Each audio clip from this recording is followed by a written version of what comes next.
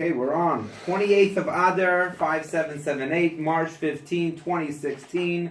Welcome to the final lesson, lesson number 6 of Communication is Art and Soul. And today's lesson, page 187, lesson 6, is going to be about conflict resolution. Okay? This is a winner of a class. Let's start with the lesson video. See if I can put up the sound. John and James are neighbours. They're out in their backyards, surveying a fence that is so worn and battered that it is in need of urgent replacement. With the fence practically down, the neighbours can speak to each other face to face. Look at that! We've got to put up a new fence together. According to the neighborhood bylaws, it's a shared responsibility. It's going to have to be a wall. No. A fence? What am I made of? Gold?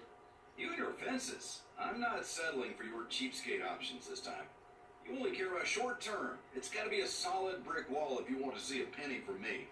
Don't make my life difficult. A fence came down, a fence will go up. That's it. Look who's being difficult. It's the third time we've replaced this scrap wood in 20-odd years. You just don't want to listen to logic. I don't want to listen to your logic, perhaps. Sounds like you got a brick for a brain. Well, go ahead then. Pay for the whole thing yourself. I'll see you in court. Looks like John and James are going to have to mend their fences in more ways than one. Why don't we give them the benefit of participating in this 6th lesson on communication? Chances are, when we revisit the scene a little later, they will find the world a lot more pleasant and productive.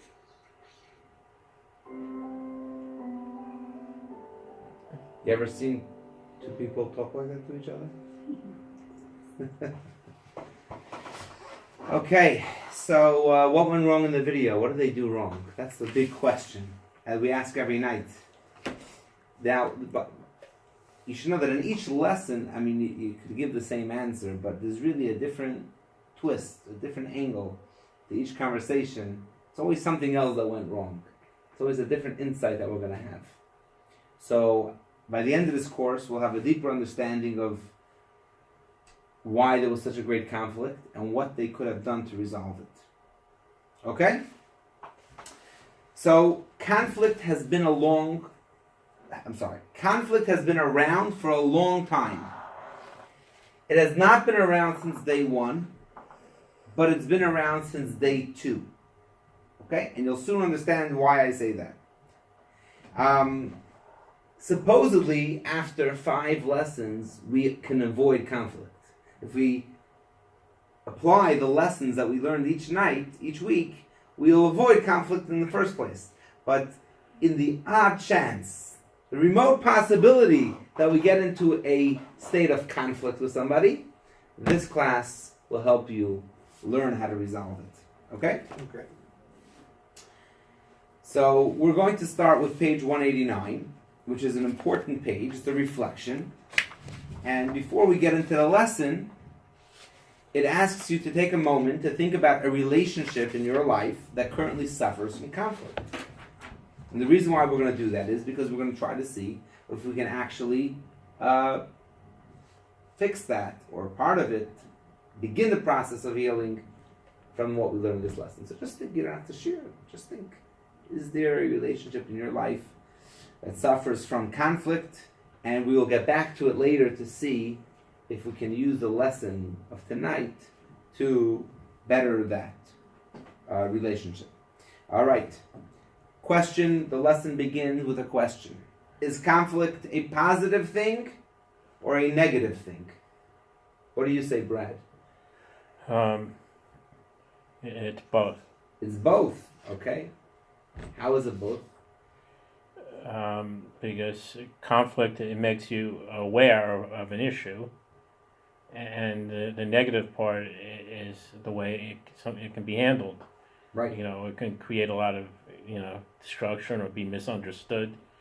Okay, very good. You want to add anything, Elliot? No. Karen? Well, conflict means that there's some sort of relationship to begin Okay. with. Right. So that's the foundation. And if you have some sort of relationship, then working it out appropriately will be a positive. You remind me, I didn't think of that. You remind me that as a rabbi, we meet a lot of people that are angry with God. Right. But you should know that when a person is angry with God, there's somebody to work with. When a person has no interest in God, then you got a problem. But when they're angry, at least there's a relationship. Okay, so that's good. So these are the points. The negative of conflict is obvious. It creates bitter feelings, right? It creates tension and pain. And the positive of conflict is, number one, that it shows that there's a relationship. And number two is that you can really grow from conflict. You can really become aware of certain issues, as you said. And as we'll see today, in Torah, conflict can be a very positive thing. And so, right away, we have a tendency to shy away from conflict. If there's somebody who we have a conflict with, like let's say our brother, we're in a fight with our brother, we won't go to the Passover Seder. If he's going to be there, because we'd rather not get into a fight. You mentioned yourself, just before, a story about people who had a conflict, and they wouldn't come to the same Seder, right? That was a way of avoiding the conflict. That is human nature, to try to shy away from uncomfortable situations. We're going to say today that actually conflict could be a positive thing. Could be. Not always. Sometimes you should avoid it. But we'll say that sometimes it could be a positive thing. Don't avoid it. Learn how to navigate it. And your relationship will deepen. And you will grow from the process. Okay? So that's already, as they say, the aha moment. First thing that we're going to learn tonight is you shouldn't always avoid conflict. Don't always run away from conflict. A lot of times it can be a very useful tool. Okay? In fact, there's a study that says that happy couples are not the ones that never argue. Truly happy couples are the ones that argue and are able to make up afterwards. So, arguing is not necessarily a bad thing. So let's look inside Torah for some insights about conflict. What was the first conflict in Torah? Test your knowledge. Was it between Noah and his wife? I don't know. What was the first conflict in Torah? So some people will point to the Cain and Abel. That's what I would think. Cain killed Abel. That was a Right. conflict, Yeah. right? But as I said before, conflict didn't start that. Man was created on day 6. Man and woman. Humankind. But conflict started on day 2 before there were any human beings. So whoever says that human beings created conflict is wrong. You know who created conflict? God. Hashem. What do I mean? So we're going to look into text 1, page 191. We're going to read about the first 3 days of creation. And I want you to look out for the term, it was good. Or something was good. Something was good. Okay? And tell me what you notice. We're going to start with day 1, day 2, and day 3. Day 1. In the beginning of God's creating the heavens and the earth, when the earth was astonishingly empty, with darkness upon the surface of the deep, and the divine presence hovered upon the surface of the waters, God said, "Let there be light." And there was light. God saw that the light was good. So they separated the light from the darkness. God called the light day and the darkness night, and there was evening and there was morning one day. So, one day, day 1, right? God created light, and God saw that the light was good. Day 2. God said, "Let there be an expanse in the midst of the water," meaning a sky, whatever an expanse means. "And let it separate between water and water." So there were waters that were above the expanse, above the sky, and water that is below the sky. God made the expanse and separated the waters that were below the expanse from the waters that were above the expanse, and it was so. God called the expanse heaven, and there was evening and there was morning a second day. Did God say it was good on the second day? No. He No. didn't say it was good on the second. The light was good, but the expanse that separated between the upper waters and the lower waters doesn't say it was bad, but it doesn't say it was good. On the third day, God said, "Let the waters beneath the heavens." So now we have 2 bodies of water. We have the water that is above the sky, and we have the waters that is below the sky. But the waters that were below the sky filled the entire earth. There was no place. We were swimming. We were like fish. There was actually no human beings left yet. But everything was submerged in water. So God said, let the waters beneath the heaven gather into one place, and let the dry land appear. And it was so. God called the dry land earth, and the gathering of the water he called seas. And God saw that it was good. God said, let the earth sprout vegetation, herbage yielding seed, and fruit trees on the earth yielding fruit, each after his kind, containing its own seed. And it was so. The earth brought forth vegetation, herbage yielding seed after its kind, trees yielding fruit, each containing its seed after its kind. And God saw that it was good. And there was evening, and there was morning, a third day. So I asked you to notice it was goods. What did you notice? That on the first day it says it was good once. The third day, right. On the second day it says nothing. And on the third day it says it was good twice. So another reminder that Pesach is coming up. Why is the third day different from the second day? On the second day it says, doesn't even say it was good even one time. And on the third day it says it was good 2 times. You know what I'm referring to? One of the 4 questions is, why in all of the nights we don't even dip 1 time? Dip 2 times. And on Passover we dip 2 times. So on second day it doesn't even say 1 time it was good. And on the third day it says 2 times it was good. What's going on over here? Is 3 better than 2? And 2 worse than 1? What's happening? There's a benefit in number 1 and number 3. But number 2 doesn't have a solid benefit. A tangible benefit. Yes. Right? There's nothing. I think. What could There's you nothing point wrong at that doing say that it what was you want. good? What did you do? You separated the waters. Right. So it was not. But don't forget. Let me just ask you something. I'm glad you brought that up. Why did God separate the waters? Because ultimately it was in order that on the third day he would be able to separate the water and make dry land. I guess if the waters were all still whatever, for some reason that was a prelude to making dry land. So it wasn't a bad thing. It was a step of the process, right? So we won't get into as many reasons, but we'll go to one reason in the Medrash. Let's look at text number 2, page 193. Fascinating insight. Why doesn't it say it was good on the second day? Rabbi Hanina said, because division, conflict was created on this day. As it says, let it separate between water and water. Conflict is not good. Rabbi Tavyomi said, if regarding a division that is for the betterment of the world, God did not say it was good, because obviously this division was in order to ultimately lead to dry land. How much more so is this true regarding division, conflict that causes disturbance of the world? So, it's interesting. Who created conflict? God. Where did he create conflict? He created a conflict between the upper waters and the lower waters. And you might think, man, let me explain. On the first day, actually it's not called the first day.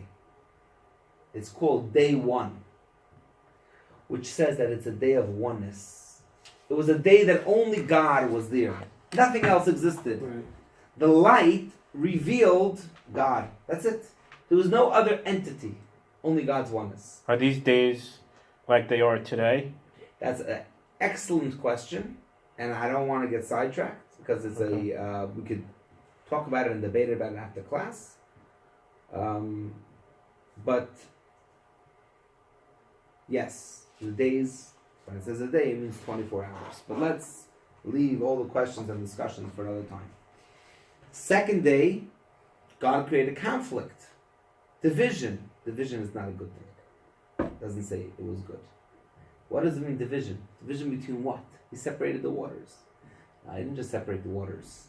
There were the upper waters, the spiritual, and the physical. There's 2 worlds that we live in. You know that? There's the physical world that we live in, and there's the spiritual world. There are some people that are more in tune with the spiritual. And there's some people that, well, what are you talking about, spirituality? I don't know about that world.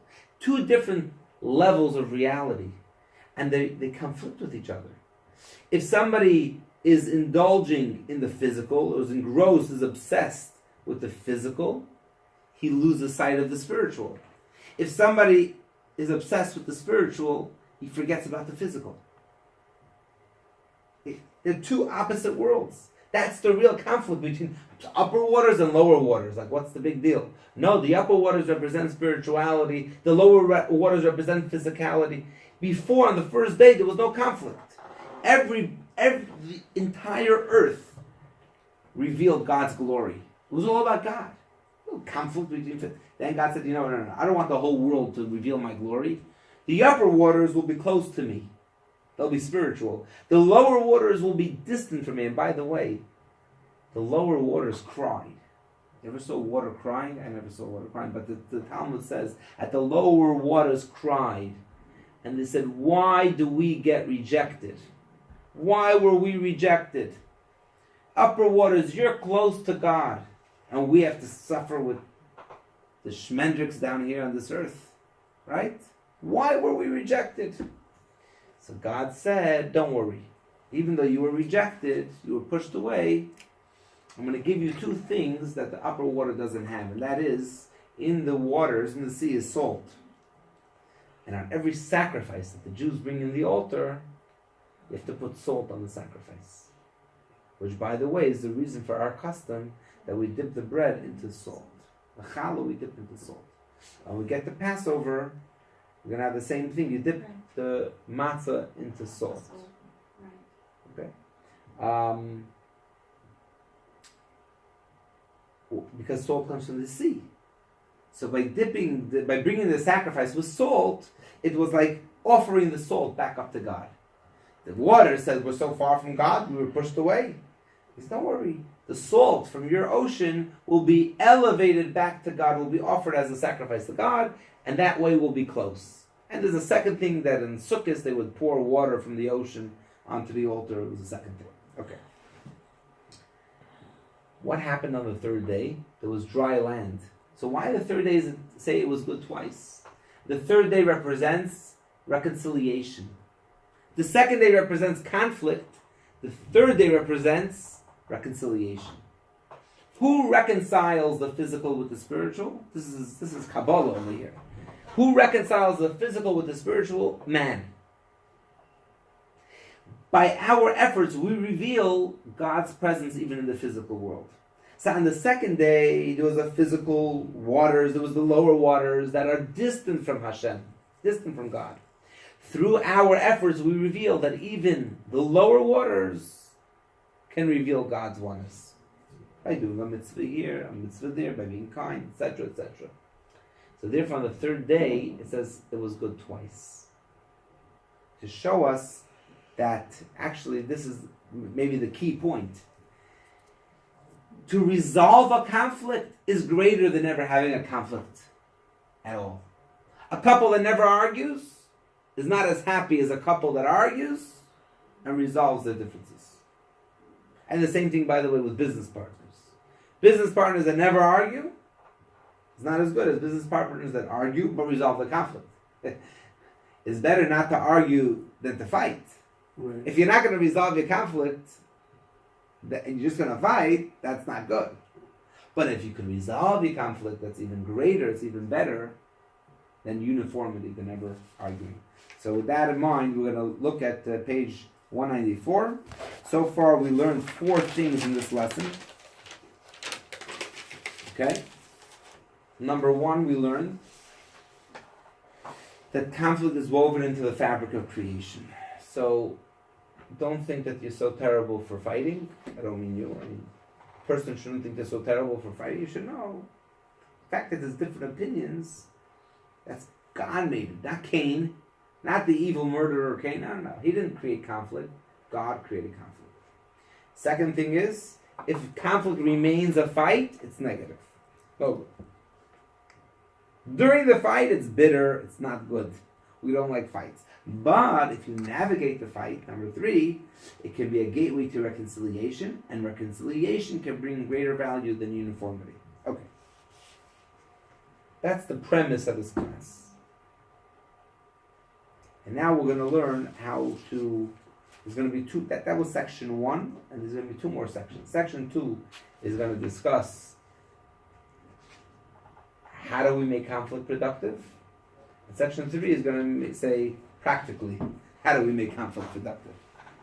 Okay? Theoretical and practical. So, any questions so far? Yeah. Everything is clear. There's no conflict here. We need some conflict. We're going to soon learn that a teacher learns the most from his students. But that's only if the students ask questions. So don't be upset to ask questions. And I want to hear some friction over here. You know the difference between the Jewish way of study? We're going to get to it. It's in the lesson, but I may as well say it now. The Jewish way of study and the non-Jewish way of study, the secular way of study. Go out into the big room out there. It's a library, right? Where this class is taking place in a library. The library, if you talk too loud, one of the employees will come over to you and say, if you want to talk, go to a different room. Right? You ever walk into a yeshiva? You can't hear yourself think. They're screaming at each other. They're yelling. There's 100 boys. Today, I was in a yeshiva this morning. There's 4 classes, 4 grades.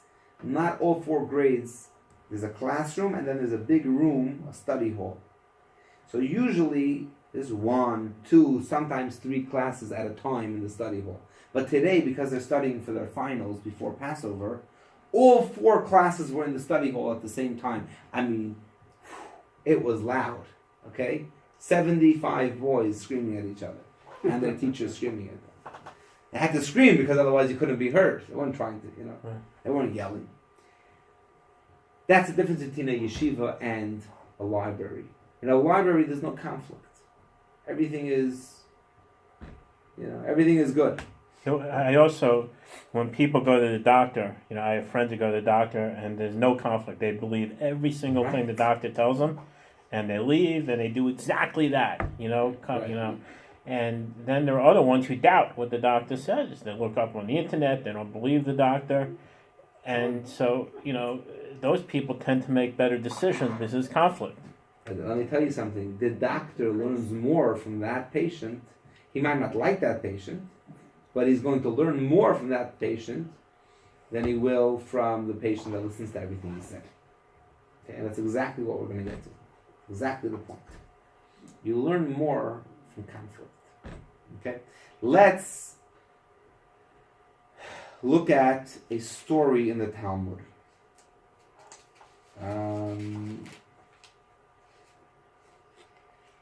The Talmud is full of conflict. They say, 2 Jews, 3 opinions. That comes from the Talmud. It doesn't say that in the Talmud, but that idea that Jews have a lot of opinions is in the Talmud. Because every page is full of arguments. That's the whole Talmud. I had a softball team. Yeah. All Jewish guys. Yeah. It was called All Chiefs, No Indians. Oh. Right. All Chiefs, No Indians, you see? That's... Bosses. But I think we do that in parenting, square one. My kids call it the mommy talk. I could talk to you to death. But you constantly are involving, well, what do you think? Why would this happen? Well, you don't find that in many non-Jewish families.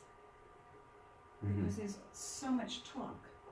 Dialogue. Good dialogue, yes. I think that's important. When you think about it. Absolutely. We don't punish as much with a potch and the smacking. We just talk. We talk and talk and talk and talk and talk. Yeah. Okay. Definitely better than the patch. Yeah, when necessary, I guess. Okay. Now I said it's better. The talking is better than the patch. Sometimes the patch Works better. may be needed. Right. Yeah. A Sometimes. little patch doesn't have to be the whole thing. It's because it hurts. Okay. So, a lot of arguments, but in every generation, there were always 2 great rabbis that would argue with each other. Like, for example, you may have heard of Hillel and Shammai. You ever heard of Hillel and Shammai? Hillel and Shammai, two great rabbis in the town. They're always arguing. For example, on Hanukkah, we light one candle the first night, two candles the second night, till the eighth night. That's Hillel. Shammai says the opposite. Start with 8 and go down to 1. Kiddush, we make Kiddush on a cup of wine and then we wash our hands. Shammai says, no, wash your hands first, then make the Kiddush. In a lot of things, they do exactly the opposite. Sometimes it was an opposite. Sometimes Hillel said, Shammai would say you have to lay down when you recite the nighttime Shema. There's a morning Shema and a nighttime. In the morning Shema you have to stand up. The nighttime Shema you have to lay down. Hillel said, no, you could do whatever you want. You could stand, you could sit, you could lean, you could do whatever you want. Doesn't matter. So these are famous in a later generation. In every generation there were always people that went head to head. In a later generation there were two scholars. One's name was Yochanan. If you know anybody named John, Yochanan. And the other one was Reish Lakish. His name was Simon. Shimon ben Lakish. Now they have a very interesting story. They were brothers-in-law. How did they become brothers-in-law? Rabbi Yochanan was from a very, very prestigious family. And he was a tremendous scholar. He was also a very, very good-looking man. But he had a certain aura that would emanate. He was very, very holy. You could see I'm not just talking about, good looks. I'm talking about a special spiritual light. Like by Moses, he had a light coming out of him. This was Rabbi Yochanan. Reish Lakish was from a poor family. In fact, he was so poor that in order to eat, he joined a band of robbers. And he worked his way up until he became the leader of the pack. He was the chief of the band, the highway robbers. And one time he saw Rabbi Yochanan and he saw his face was shining, so he wanted to get a closer look. So what did he do? He jumped across a river, across a body of water. Because that's how strong he was.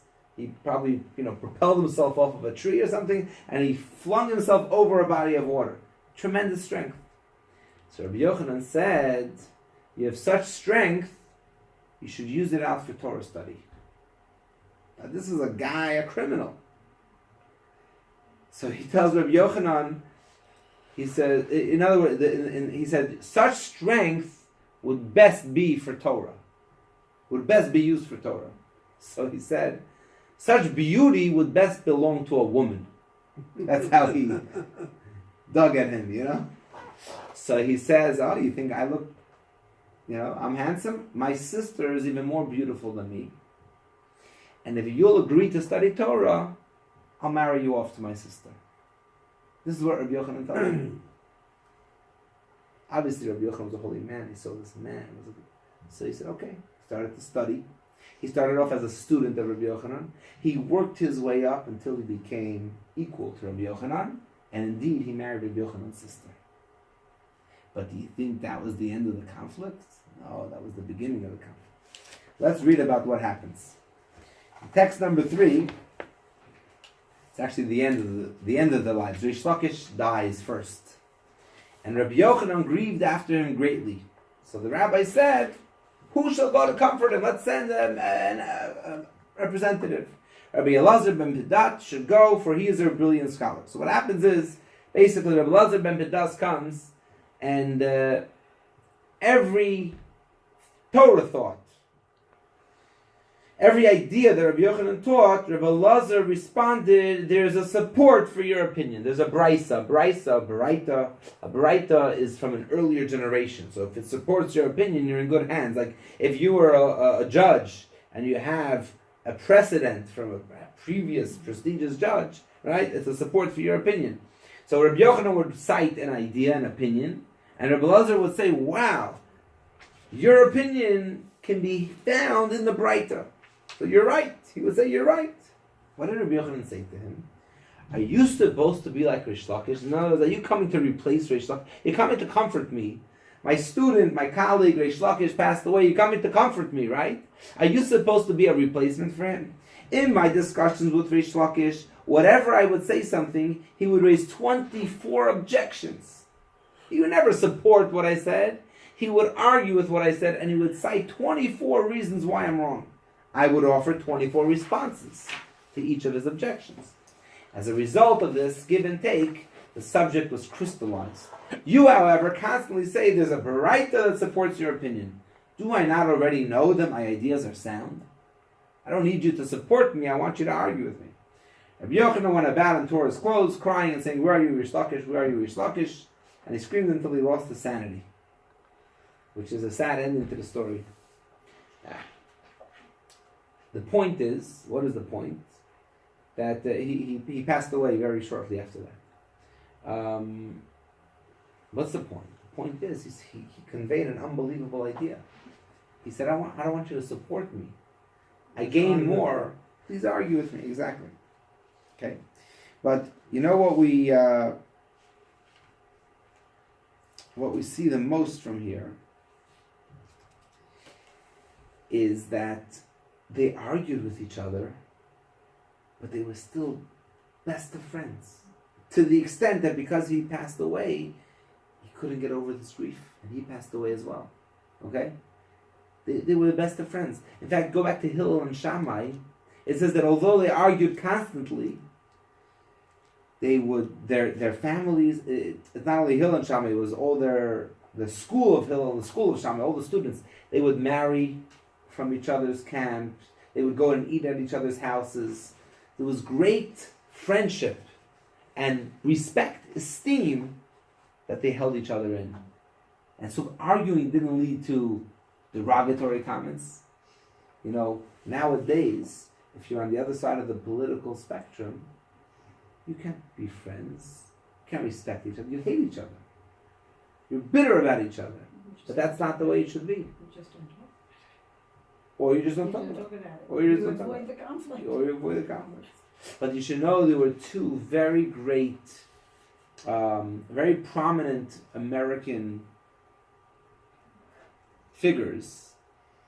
One of them is still alive, and one of them is no longer alive, that were on opposite ends of the political spectrum and were great friends. Anybody know who I'm talking about? Two very prominent American figures. One is still alive, one has since passed away a couple of years ago. They were on two opposite sides of the aisle, and they were great friends. One of them is Jewish, the one that's alive, a woman, and the other one I believe wasn't Jewish.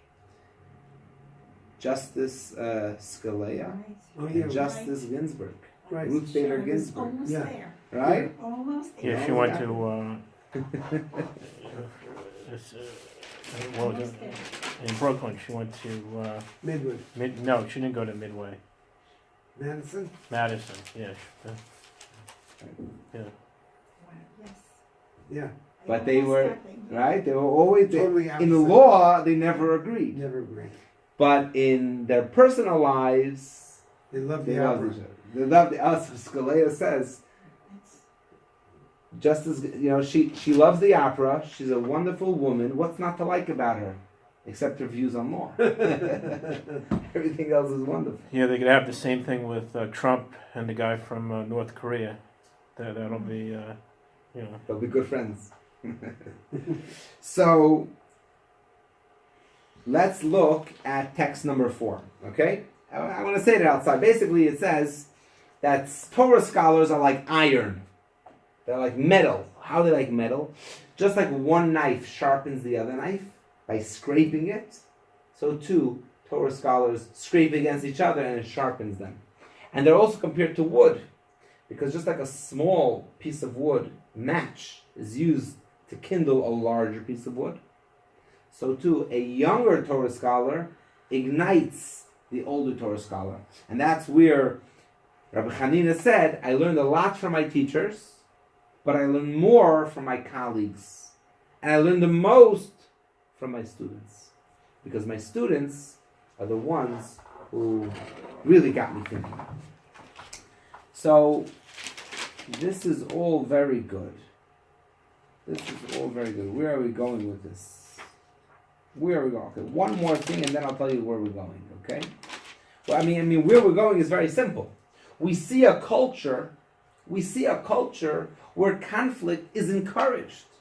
And conflict doesn't create strife, it creates a greater growth. Isn't that incredible? I mean, I cited one example from the political arena, but that's 1 in a million, right? You don't have that.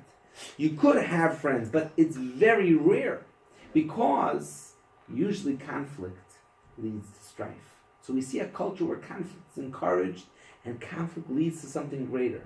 I'm going to give you one more point from modern psychology that backs up this idea, and then we're going to try to understand the next step of the lesson, why. Why in the Talmud is conflict a good thing, and how come in my life conflict is not a good thing? I don't know, it's great. Talk about Rish Lakish and Rabbi Yochanan, how they fought like cats and dogs, and they still loved each other. But in my life, somehow it doesn't turn out like that. I fight, I disagree, and I can't stand the other person. And it's uncomfortable. So how do we translate the Talmud? Because we all thought of a relationship in our life that suffers from conflict. We didn't say that suffers from conflict. That we know is suffering that relationship because there's too much conflict. There's too much bad energy. So how come we can't be more like Hillel and Shammai that loved each other even though they always argued? Why? What was the difference between me and them? That's what we're going to get to next. But before we get to that, I want to go to text number 5, which is from Daniel Kahneman. And he writes, this is a study that he did, published in American Psychologist in September of 2003. And he coins a phrase called adversarial collaboration. Okay? One of the lessons I've learned, we'll leave it a little bit. One of the lessons I've learned from a long career is that controversy is a waste of effort. I think what he means controversy is, so what usually happens is that somebody will publish a paper, and then somebody will publish a counter paper, and a response, a rejoinder, right? They'll be back and forth, and it'll be controversy. So they're writing to each other and they're not agreeing. It's a waste of time. You know what you should do? Get a Republican in the room and a Democrat in the room and tell them, I want you to work on the project together. Not that one should state his opinion and publish it in the Wall Street Journal, and the other one publishes his opinion in the Washington Post, and the other one, and back and forth, and they're constantly arguing. Publish a paper together. You don't have to agree. You don't have to agree at all. But do the research together in the same room, and then publish a report. And the report could conclude that we have two opinions. That's fine. But do the research together. I want to show you what he says. Okay. He writes in the second paragraph, the last 5 lines of the second paragraph, he writes, I have had 3 adversarial collaborations. All 3 ended with some new facts accepted by all, narrowed differences of opinion, and considerable mutual respect. What ends up happening is we could disagree, but when we work on it together, we realize that there's actually a lot that we agree on. There are differences, but they're narrow, and we have great respect for each other, even though we argue. Why? Because we worked on it together. And you'll soon see why. Unbelievable. But this is really the idea of the Talmud. The result was much more enlightening than what we would have done in the conventional format. Right? Conventional format is, I say my opinion, I'm stuck in my opinion, you're stuck in your opinion, and we don't discuss. We don't resolve it. Even if we end up with differences of opinion, but at least there's great mutual respect. So how does that happen? The answer is, okay, I'll go to the answer and then I'll give you time for questions.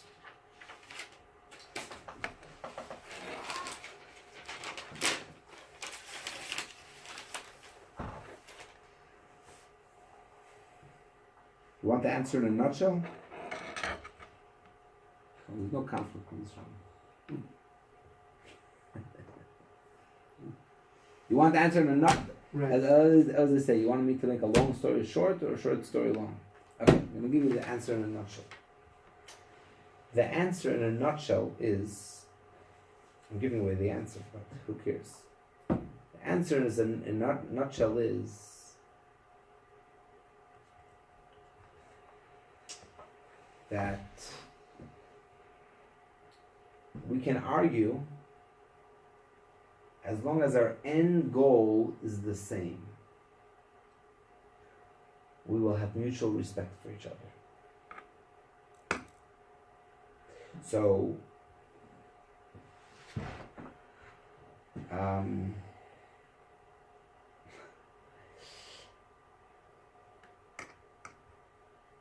let's look at text number 6 and you'll see what I mean by end goal being the same.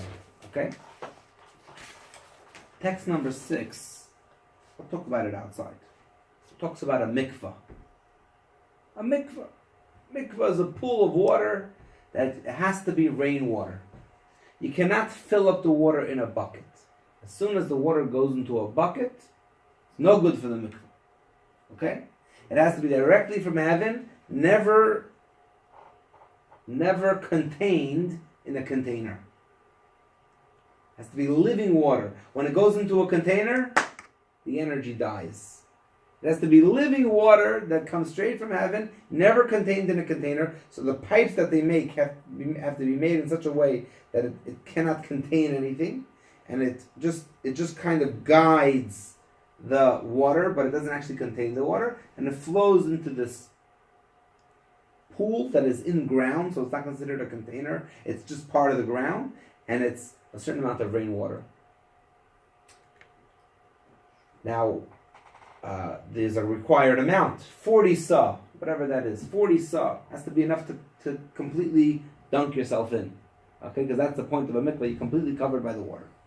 Now, once it has 40 sa, it's considered living water. No matter how much, now if you add tap water, it still remains alive. But what happens if you have 39 sa of living water and you pour 1 sa of contained water? What happens? How much bad water does it take to invalidate the mikvah? That's the question. It's really not important the philosophy behind it. What's important is the argument that we have. So we had Hillel. Hillel starts off in text number 6 saying, a full hin, 1 gallon of drawn water, disqualifies the water in an incomplete mikvah. If there's a 1 gallon of drawn water, contained water, bad water, it makes it disqualified. Shammai says no. 9 kabin means 3 1/3 gallons, much more. So they're arguing about how much water disqualifies a mikvah. The majority of the sages said that the law is not like the opinions of either Hillel or Shammai. The matter remained in dispute until 2 weavers came from the dung gate of Jerusalem and testified in the name of Shmaya and Atalian. Shmaya and Atalian were the teachers, the mentors of Shammai and Hillel. So Shammai and Hillel had great respect for Shmaya and Atalian, that they had since passed on, but those were their teachers from their younger years. And they said that it's actually not 1 gallon, it's not 3 1/3 gallons, it's actually a quart. 3 lugin, 1 quart of drawn water renders a mikvah unfit. All the sages, including Hillel and Shammai, ratify their words. They said, okay, if that's what Shmaya and Atalian said, we submit to their opinion. Why are the opinions of Hillel and Shammai recorded only to be negated? To teach future generations that one should not stubbornly cling to their opinions, for Hillel and Shammai, the fathers of the world, were not stubborn in their opinions. So this whole discussion about a mikveh is really a side thing. What's really the point? The point is that Hillel and Shammai had an argument. He said 1 gallon, he said 3 1/3 gallons. Yes, no, maybe so, right? And then came 2 weavers, 2 simple people. Some the weavers were very simple people. They came from the dung gate of Jerusalem. That probably was not the fancy part of town, the dung gate, right? And they said, you should know that Shmaya and Atalian said, we heard it. We're 2 witnesses. They said, court. And Hillel and Shammai said, okay, I'm wrong. I guess I'm wrong. I thought it was 1 gallon. I thought it was 3 gallons. I guess I'm wrong. No problem. And that's the whole message over here. What's the message? Why are you arguing? Why are you fighting? Are you fighting to be right? Or are you fighting to reach the truth? Why are you fighting? Why are you arguing? I'll give you an example. It's a painful example. Two brothers, two siblings are fighting about how best to care for their aging parents.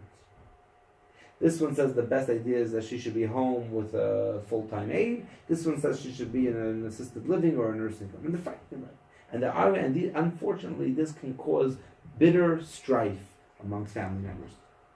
So it's a sad fact of life, right? Why are they fighting?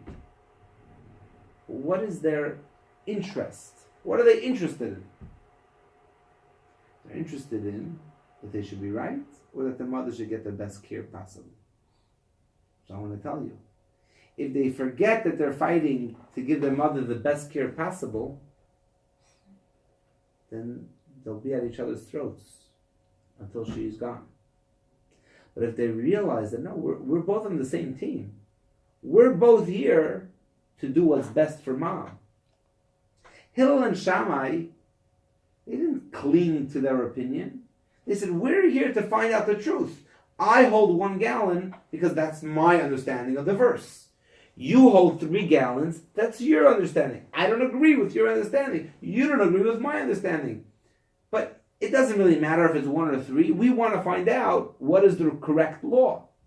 If somebody will come, even simple weavers were simple people, not respectable people at all. In fact, it's such a menial position that you couldn't become a Kohen Gadol if you were once a weaver. It's like, it doesn't fit that such a low person should become a Kohen Gadol. We're not going to get into it. Today's world, such words are not accepted. But anyways, it's not important.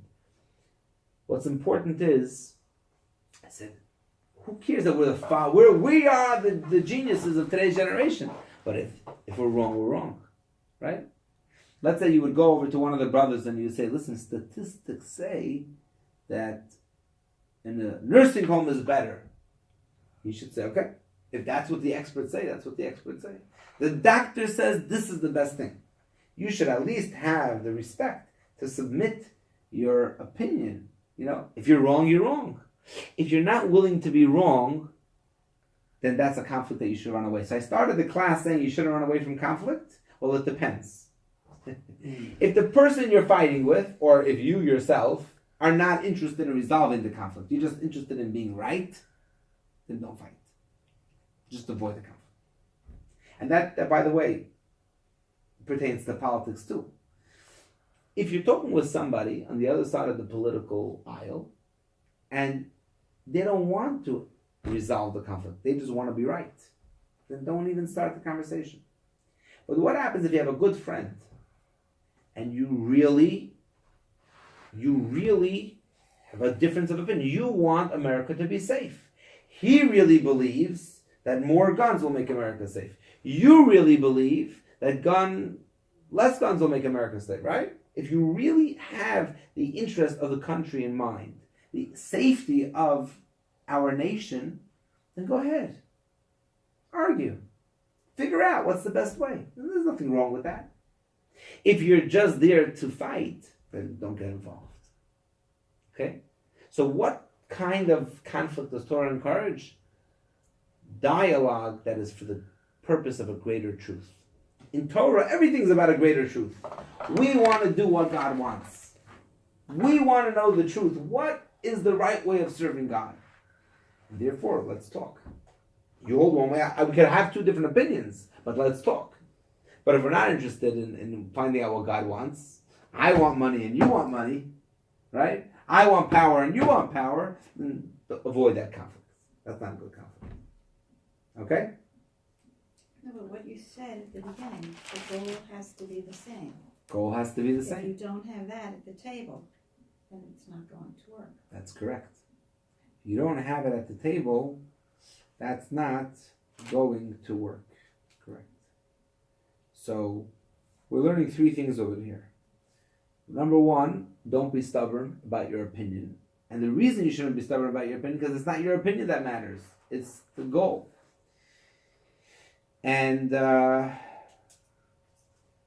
another point. Before we do the next point, why don't we take a real life example? Let's skip to page 206. Let's skip to page 206. Scenario B. Right? Sarah and David, I guess they're married, are trying to balance a tight budget. Sarah accuses David of wasting far too much money on his fishing hobby. David hits back and accuses, I don't think it means he hits her, I think it means he responds, and accuses Sarah of wasting even more money on clothing. This conversation deteriorates into an exchange of mutual accusations. What went wrong? What went wrong in the conversation? I'll give you a better example. David and Sarah want to go on vacation. Okay? They want to go on vacation. Sarah wants to go to Aruba. And David wants to go to San Diego. And they can't agree. She says, you always choose where we go. He says, you're never happy wherever I take you. I spend so much money on you. She says, you never listen to me. And the situation deteriorates. What went wrong with the conflict? What was wrong with that? What's wrong with that exchange? There's no element of compromise or You're right.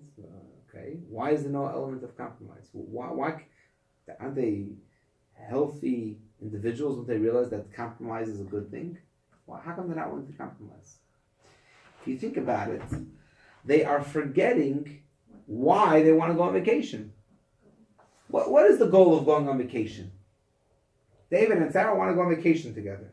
The goal is to go, relax, have a good time, and enjoy each other, right? Right. Let's say Sarah would give in to David and say, fine. Or David would force his opinion on Sarah and say, well, I'm paying the tickets, we're going to San Diego, right? Did he accomplish his goal? What do you think? Did David accomplish his goal by forcing his wife to go to San Diego? No, he didn't make her happy at all. Is he going to have a nice vacation? Absolutely No. not. His goal was to have a nice vacation. Well, guess what? You might think that going to San Diego is going to be a nice vacation, but it's not going to be a nice vacation if she's not happy. And the same thing is with her. If even if one gives in to the other, you didn't win. Your position overrode your interest. Your interest was to have a nice vacation. Your position is that San Diego is the best place for a nice vacation.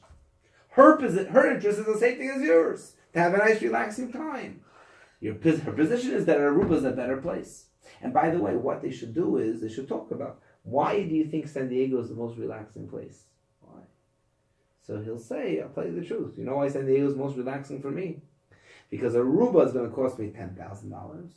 And San Diego is going to cost me $5,000. And I'm making the money.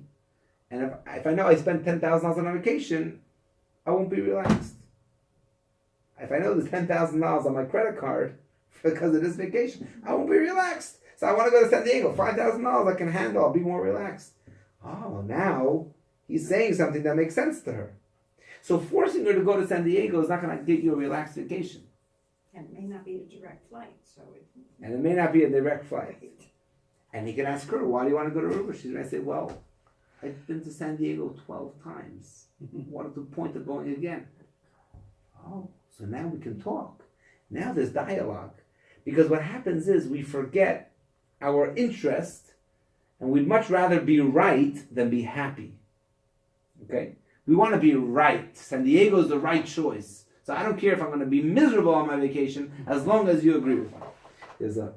He should tell her there's a great shul in Aruba.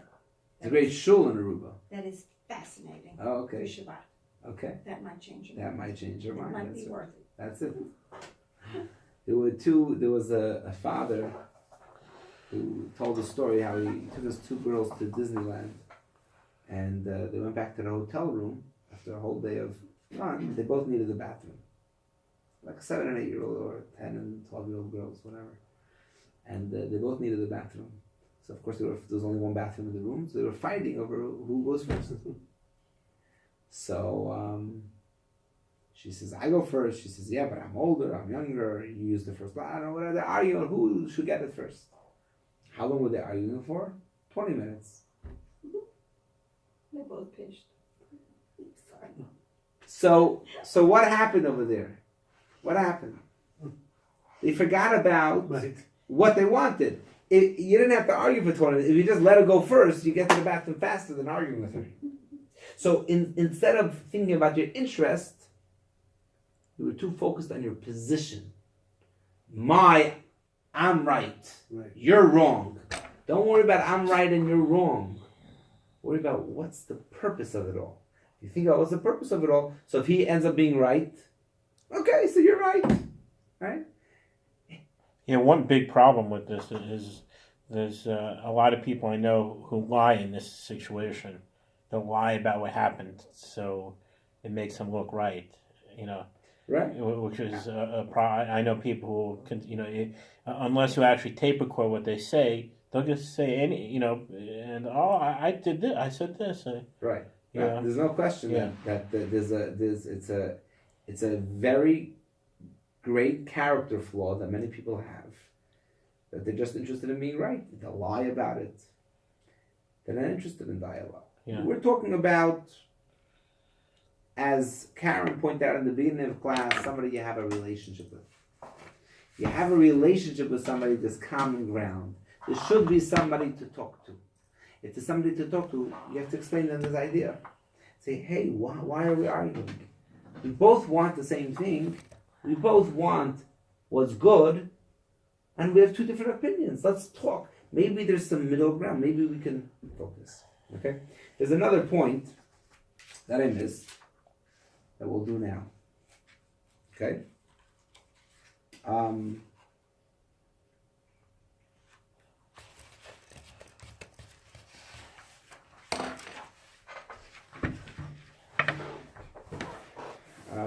don't know if I missed it, but we'll do it anyways. Text number 9, page 204. Okay. Text number 9 is from Maimonides, and it says, when we are wronged by a fellow, we should not remain silent and resent him or her. Rather, we should inform the offender and say, why did you do such and such to me? Why did you wrong me in this way? In other words, don't bear a grudge in your heart. Say, you feel offended. You feel insulted. Okay? Let's look at the next page, 205, scenario A. Just another example. Okay? Robert is passed over for promotion at work that he feels he deserved. He tells his boss, Al, the decision was made not objectively. You have something against me. Al hits back by accusing Robert of being lazy, not taking his job seriously enough. Conversation deteriorates into an exchange of mutual accusations. So again, they went wrong. Where did they go wrong in this example, scenario A? What did they do wrong? What should they have done better? And then I want to ask you to tell me in the video what did they do wrong. Okay, let's start with scenario A, and then we'll go to the video. What was wrong? What did Robert and Al, the boss, the employer, and the employee do wrong that caused the conversation to deteriorate? So, for one thing is that I remember I was once a counselor in camp, and we were doing a canoe trip, and there was one kid that there was this one canoe that got stuck. They're actually a pretty dangerous position, but they got stuck on some rocks. So I went out to help them. I was a counselor. I went out to help them. They were older kids. They were actually, I was like 23. They were like 21. But they were, whatever. Anyways, I was considered a counselor. Whatever. So I went out to help him. And he sees another kid. What was the kid's name? I forget the kid's name. But a big, tall kid. He already finished the canoe trip. He already, got to the end. So he's relaxing, suntanning on the side over there. And the kid who's stuck, the canoe that's stuck, says, hey, I don't know, Robert. He says, Robert, get off your behind and get over here and help us. I think he called him, you lazy, you lazy bum. Get up and come help us. And then, I was walking to try to help them. So I told him, I said, now he's not going to want to help you. I just told him a simple thing. I said, now he's not going to want to help you. because you just called him a lazy bum. Why'd you do that? You could have said, please come and help us. You said, you lazy, Right. you know, get off your behind and come help us. So he didn't even look up, the kid. He just made believe he didn't hear. But this kid who was stuck in the canoe would always remind me of that. Whenever he would see me, he said that was really smart what you told me. If you curse someone out, he's for sure not going to want to help you, right? I just remember that. You always remind me of that.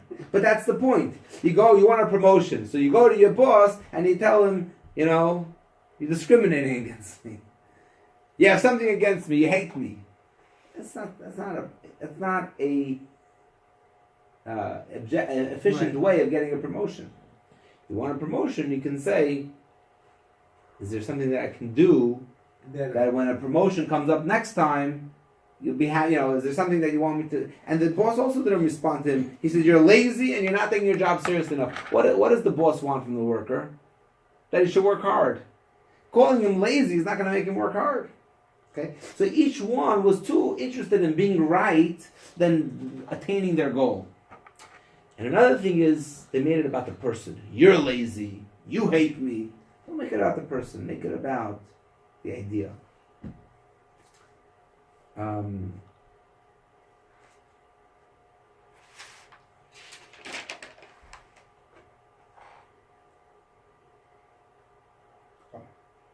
So, just to, before I conclude the class, two things. First of all, think for a second, if you indeed have a relationship in mind that suffers from conflict, think for a second if you can apply any of the ideas in this tonight's lesson to that relationship. You don't have to share it, but just take a moment to think. And would it help?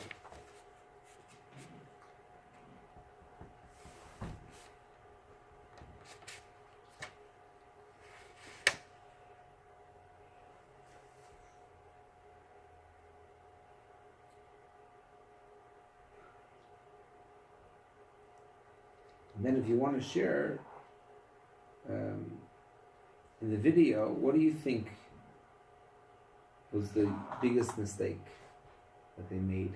They were arguing over a fence. One wanted a wall, more expensive. One wanted a fence, it's cheaper. Where did they go wrong? Don't you think that last statement you made, it should be about the idea? That's Okay. an important concept, and not the person. So not like the accusations being cheap, whatever it is, Right. but the idea. What is the goal? Right. That's by the way what you see from a friendship like between the two Supreme Court justices, that personally they were great friends. It wasn't about the person. It was about the idea. How could they sit on the Supreme Court and argue every time? Right. I don't know, every time. You know what I mean? How could they do that? Because they argued about the idea, not about the person. You're not an idiot for thinking that way. You're just wrong. Right? You're just wrong. It's okay to be wrong. We're all wrong sometimes. I mean, obviously, as I said before, another point is that you have to be really looking for the truth. That's another thing. I mean, you can't, it's impossible that she's wrong 100% of the time, or he's wrong 100%. It doesn't work like that. Sometimes. Hey. Hi, Zalman. We got a new student here. So that's about, that's a very important point. It's a very important point that it should be not about, you want to see the video? I'm about to put it on. Watch it on here. Close the lights. Close the lights. First close the light. You'll see it by the door. Yeah. See the light switch? So, Did he just get a haircut? probably recently. He's here. Mommy's here too. Okay, we're going to watch a video. You watching it here? Yeah. Too cute. We're going to see how to argue correctly. We're going to see how to argue correctly right now. But it's very low, so you have to be quiet to be able to hear it. Just in time, yeah.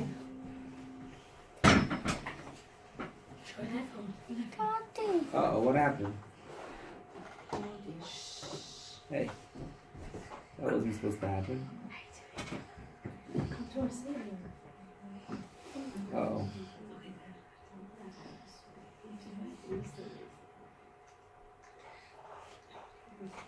Okay, let's try it again. I'm having a conflict with this computer. But I think we have the same goal in mind. Here we go.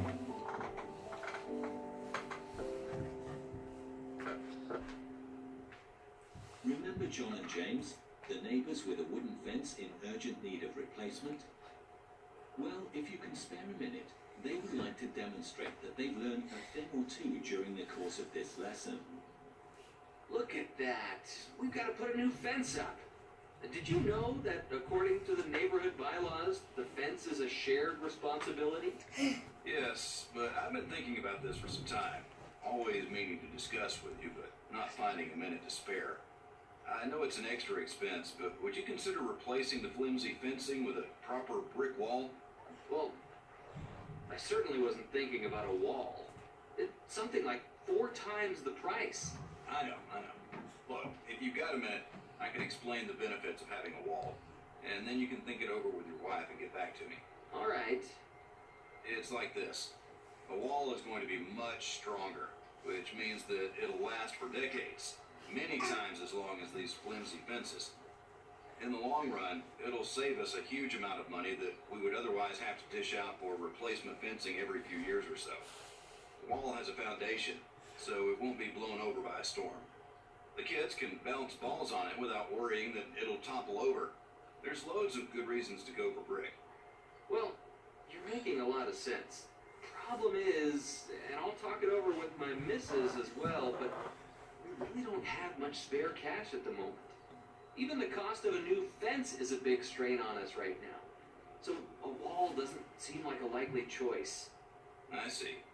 You know, if I have to go 60-40 instead of 50-50, it would still be worth it. So why don't you talk it over and get back to me? Okay, will do. Thanks, John. Have a good day. See ya. Well, John and James didn't run into any brick walls with that exchange, did they? And by now, I'm sure you know exactly why.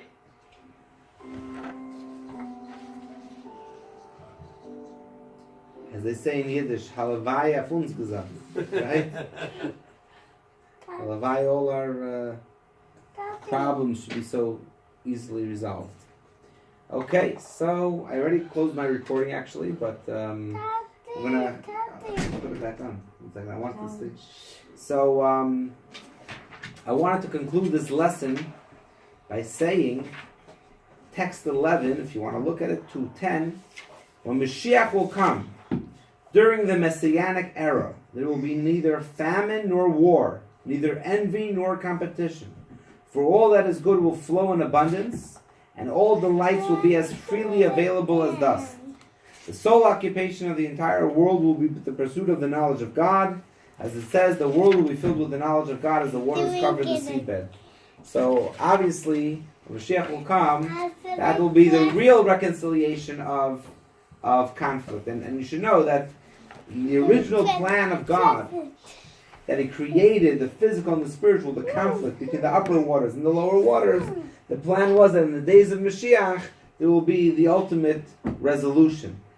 So with that in mind, I want to invite everybody to the coming course, which is called What Is. It's a course about going deeper into the reality of the world, the reality of God, creation, and many interesting topics, philosophical topics, Hasidic and Kabbalistic. It's going to start on April 25th. It's a misprint. I have to put a sticker on it. Wednesday nights, starting April 25th, for 6 straight Wednesdays. Also, the location might be a different location. So you're all invited, and we hope that you'll, with all the communication advice you received in this course, you'll be able to get 3 friends to come for the next course. Okay. Look at that. We've got to put a new fence up. Did you know that according to the neighborhood bylaws, the fence is a shared responsibility? Right. Thank you, thank you. Discuss Very good. not Kosher finding any pizza. spare